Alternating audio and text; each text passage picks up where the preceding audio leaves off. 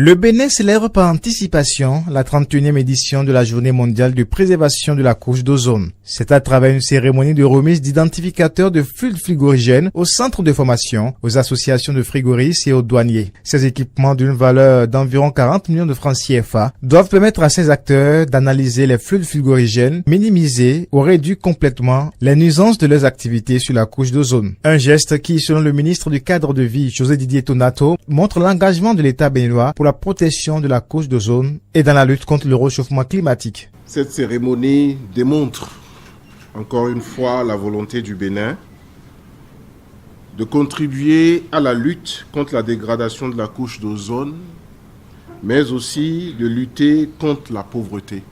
Les deux sont liés.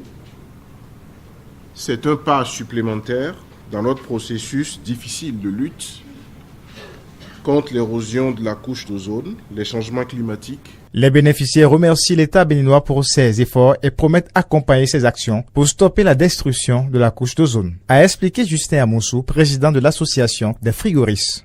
Au nom de tous, je voudrais encore une fois vous témoigner toute notre gratitude et vous assurer de la disponibilité de notre association à vous accompagner dans la prochaine étape décisive qu'est la certification des frigoristes du Bénin.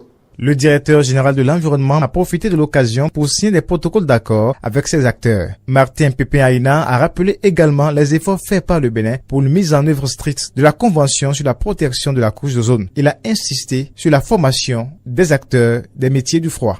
Nous avons formé plusieurs techniciens, surtout les professionnels de froid, de climatisation, les artisans.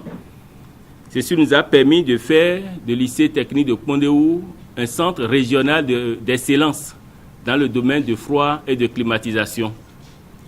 Plusieurs équipements ont été acquis par le ministère du Cadre de Vie et du Développement durable pour renforcer les capacités de nos apprenants dans ce domaine.